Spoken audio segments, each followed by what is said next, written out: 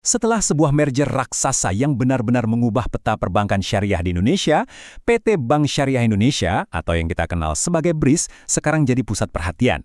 Nah, kali ini kita akan coba bedah bareng-bareng cetak biru atau blueprint strategi mereka sampai tahun 2026, berdasarkan catatan-catatan riset dari para analis.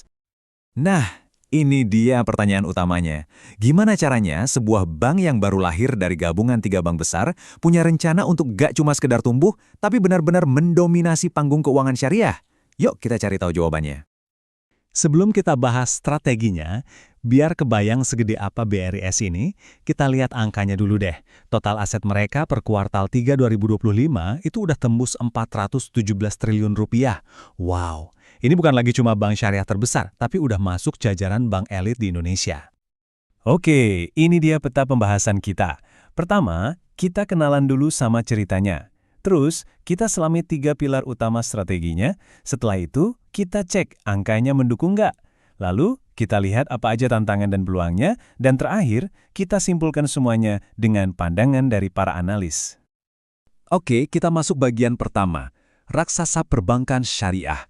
Kisah tentang bagaimana 3 bank bisa menjadi satu kekuatan yang dominan. Jadi, singkatnya, BRIS ini adalah hasil dari penggabungan strategis 3 bank syariah milik BUMN. Kenapa ini penting? Karena langkah ini ngasih mereka skala bisnis yang luar biasa besar, yang sebelumnya nggak pernah ada di industri syariah. Ini membuat mereka jauh lebih efisien dan bisa bersaing di level yang lebih tinggi. Lanjut ke bagian kedua, ini dia intinya. Cetak biru pertumbuhan BRIS 2026. Yuk, kita bongkar 3 pilar yang jadi fondasi ambisi mereka. Nah ini dia, 3 jurus andalan BRIS menurut catatan para analis. Ada 3 pilar utama yang mereka genjot. Ekosistem emas, ekosistem haji dan umroh, dan pastinya transformasi digital. Ketiganya ini dirancang untuk saling mendukung satu sama lain. Pilar pertama, emas. Dan ini bukan sekedar jualan emas biasa loh. Para analis melihat ini sebagai langkah yang cerdas banget. Pertumbuhan pembiayaan emasnya gila-gilaan, naik 82% dalam setahun. Tapi yang lebih penting, emas ini berfungsi sebagai tameng. Kenapa? Karena nilai emas itu nggak terlalu terpengaruh sama naik turunnya suku bunga bank, jadi portofolio mereka jadi lebih stabil. Pilar kedua, ekosistem haji dan umroh.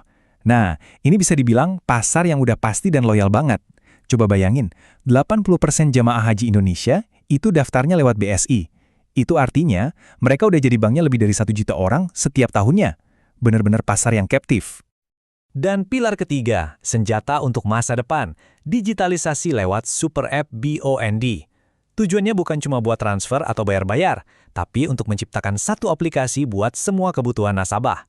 Mulai dari urusan bank, gaya hidup, sampai kebutuhan spiritual kayak bayar zakat.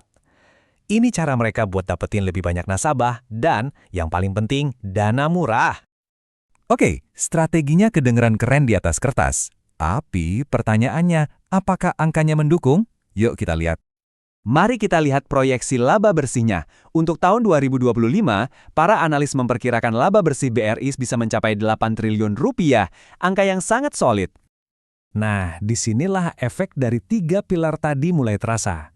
Setahun kemudian, proyeksi untuk 2026 itu melonjak jadi 9,27 triliun rupiah. Pertumbuhan laba yang signifikan ini seolah jadi konfirmasi kalau strategi emas, haji, dan digital itu memang dipercaya bakal menghasilkan cuan. Terus, apa artinya tabel ini buat kita? Gampangnya gini, lihat deh angkanya, dari kiri ke kanan makin kecil kan? Ini nunjukin kalau para analis percaya seiring pertumbuhan perusahaan, valuasi sahamnya bakal jadi relatif lebih murah atau lebih menarik, dan inilah yang biasanya dicari oleh investor. Tentu saja, rencana sebagus apapun gak berjalan di ruang hampa. Ada faktor dari luar yang bisa jadi pendorong atau malah jadi penghambat. Kita masuk ke bagian 4, menavigasi risiko dan peluang. Peluang terbesarnya datang dari kondisi ekonomi Indonesia yang diperkirakan bakal solid. Kalau ekonomi tumbuh di atas 5%, ini ibarat angin segar yang mendorong laju semua bank, termasuk BRIS. Lingkungannya jadi sangat mendukung untuk bisnis mereka tumbuh. Tapi, ada satu faktor yang lebih tricky, suku bunga. Ini tuh kayak pedang bermata dua. Kalau suku bunga acuan turun, satu sisi bagus, biaya dana BRIS bisa jadi lebih murah. Tapi di sisi lain, imbal hasil dari pembiayaan yang mereka kasih juga harus turun. Disinilah kelihayan manajemen diuji untuk menjaga margin keuntungan. Risiko lain yang juga jadi perhatian analis datang dari regulasi global. Ada standar baru soal sukuk, namanya EEOFI Standard 62. Khawatirnya, kalau penerapannya nggak seragam di seluruh dunia, pasar keuangan syariah bisa terpecah dan jadi nggak pasti. Ini faktor eksternal yang harus terus dipantau. Oke, kita sampai di bagian terakhir. Setelah melihat semua itu, apa intinya buat para investor? Apa kesimpulan akhir dari para analis?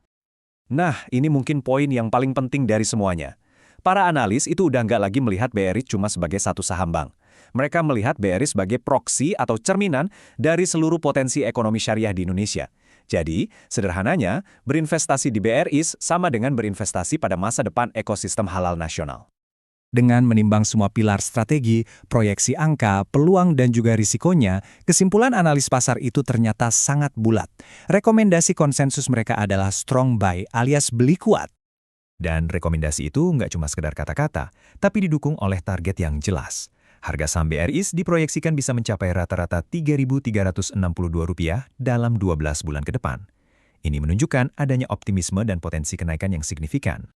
Jadi, kita sampai pada pertanyaan penutup. BRI ini punya segalanya, ukuran raksasa, modal kuat, strategi yang jelas, dan dukungan dari para analis. Pertanyaannya sekarang bukan lagi tentang bagus atau tidaknya rencana, tapi tentang eksekusinya. Kalau mereka berhasil menjalankan cetak biru ini dengan baik, mereka bukan cuma akan jadi raksasa finansial, tapi juga bisa jadi arsitek utama yang membentuk masa depan perbankan syariah di Indonesia.